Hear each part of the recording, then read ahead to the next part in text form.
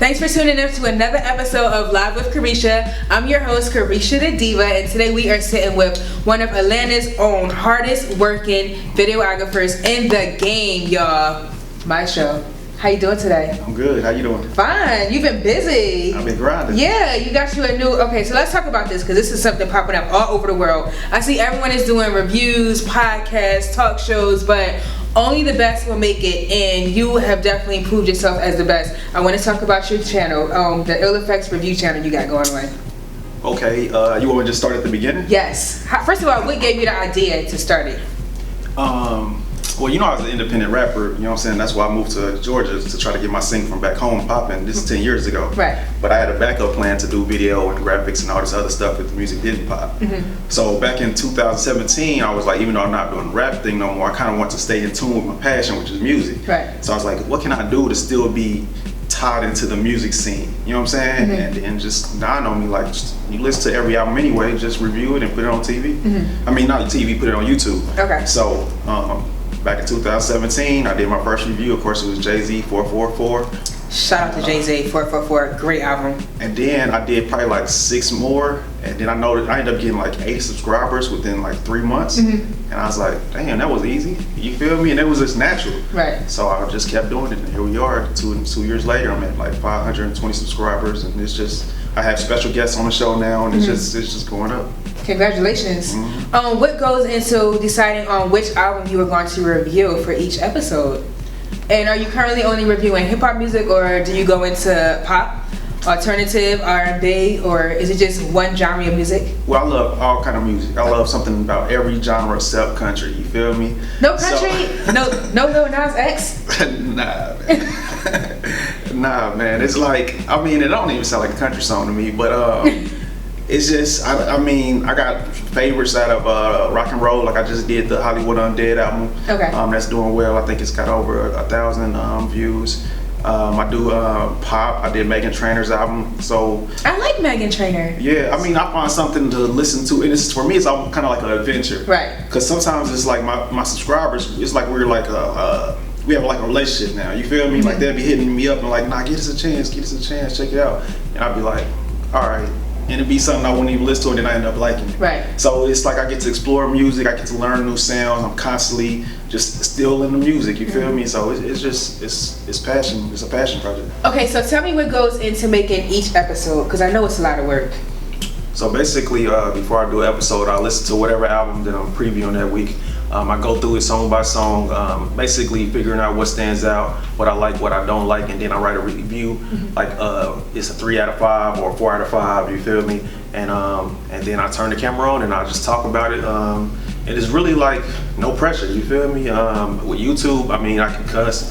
You know what I'm saying? It's just me being me. You feel me? Right. Like I'm trying to be somebody else. I'm not trying to be this great orator. I'm talking just like a regular ass motherfucker, you feel me? Like, and this draw people in, you know what I'm saying? Right. It's like, it's just authentic, and I think that's what they like about it. So what's the worst album you have reviewed thus far in your career? Tekashi. And don't lie. Keep it real. Keep it 100.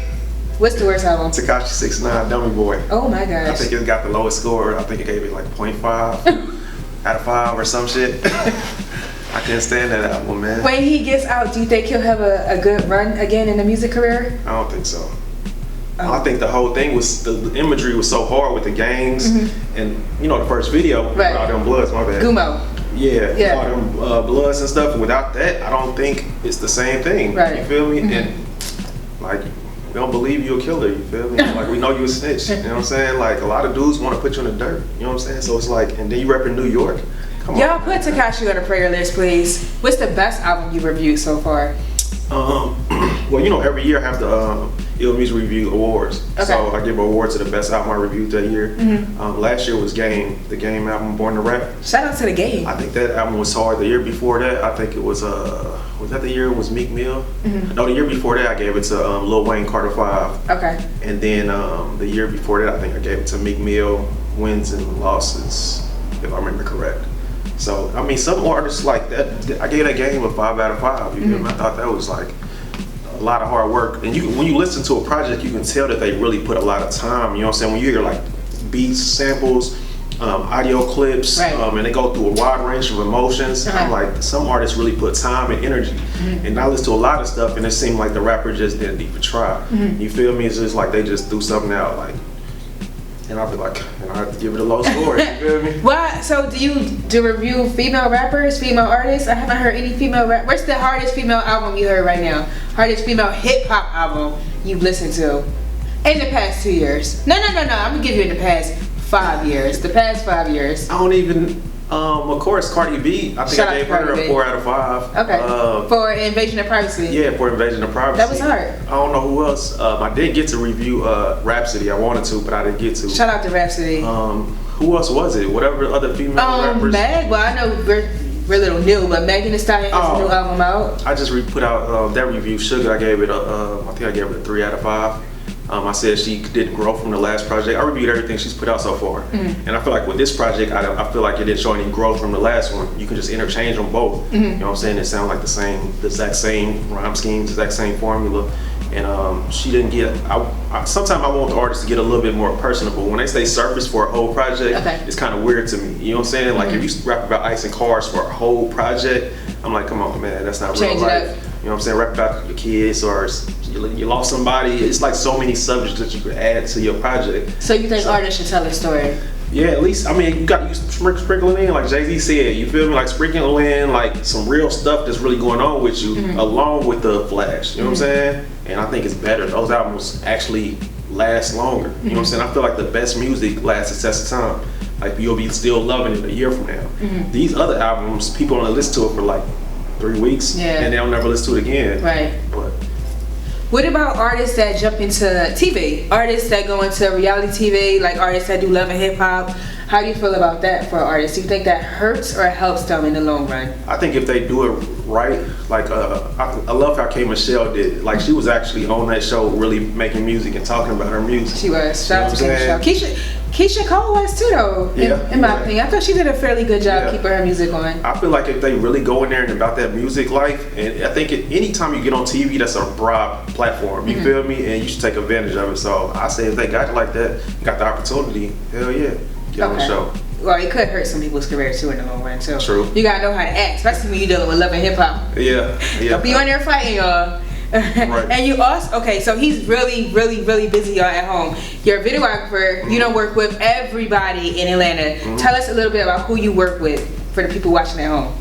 Well, I got to give a lot of credit to the Coalition DJs. When I was their videographer, shout out DJ Funky. Yeah, when I was their videographer for a year, they put me in rooms that I normally wouldn't have got into. I got to film Wale's listening session. I did Rich Homie Quan's listening session.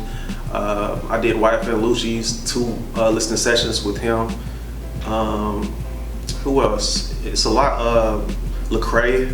It's a lot of people. Like them dudes, they go hard. You know what I'm saying? And what happened was how I got in that situation is their main videographer. I guess he had something going on, and I really was the backup videographer. But when he was just out of the loop so much, be faster than that, brother. I snuck in there and I was killing them. Like I'm getting them their footage back within like 2 days, and I'm doing like snippets of on Instagram, and I'm doing full length, and I'm just hitting them where they like, damn.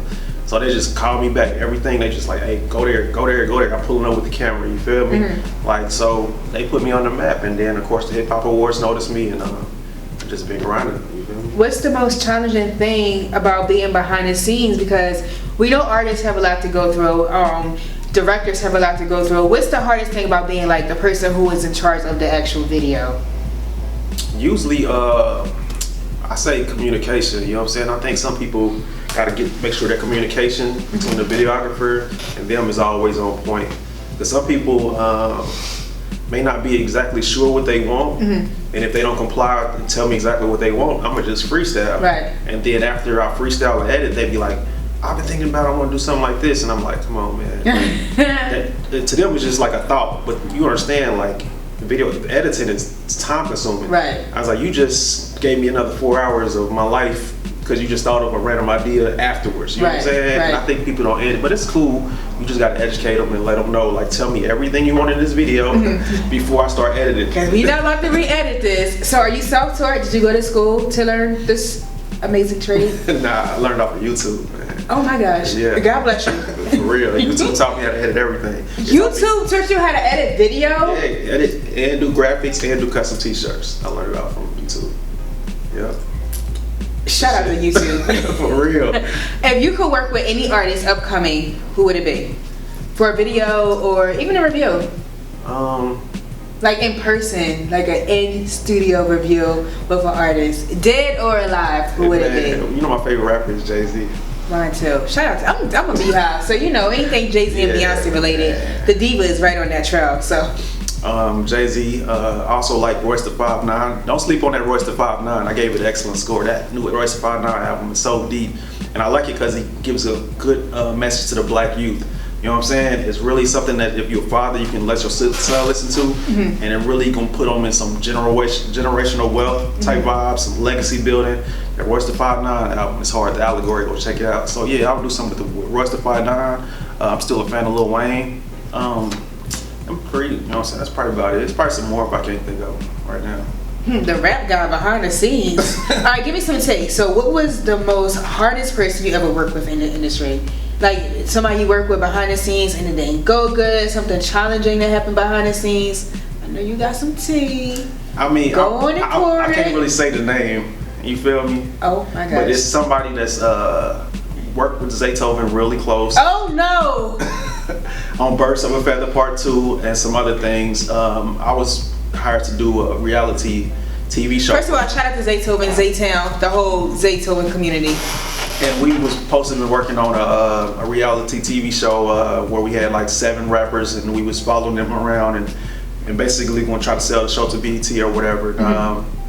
The communication became just horrible and promises were broken and it just was like one of the worst experiences. But I mean, I feel like you got to go through those things. I think everybody goes through something like that in a career path, and you just learn from it and keep it moving. But I'm not gonna say the name, but I wish them the best. Keeping it classy. I understood. Nothing wrong with that. You got to be professional. You got to get your coins. Okay, so for those of y'all looking at home, how often are you gonna put out episodes? So you do episodes every week? Yeah, I do 2 shows a week. Okay. Now that I'm about to ramp up to 4 shows a week.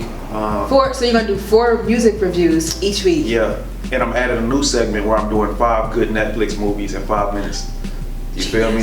My subscribers, they asking me for these things, so I worked out the details of how I can do it. And so starting like next week, it's gonna be giving people tips on, you know what I'm saying? Netflix movies to watch. I guess they not sure. Because basically one of my subscribers like it's so much on Netflix, they don't know which ones. It is. Netflix is a mess. Like sometimes I get so upset watching Netflix because I'm sitting here watching a movie and then 30 minutes in I'm like, I just wasted 30 minutes of my life and this movie was horrible. So if there was a review channel I could go to, I would go check out Mystro and his ill reviews and see if it's even worth my time to tune in. Yeah, you feel genius. So, and where can they follow you at? What's your social media? All the social media links where we can go. So on Instagram it's Mystro The Creative, Twitter Mystro The Creative, social media, I mean YouTube, Ill Music Reviews, and then my video production channel was Innovative Media ATL, and I have another Instagram page called Innovative Media ATL also.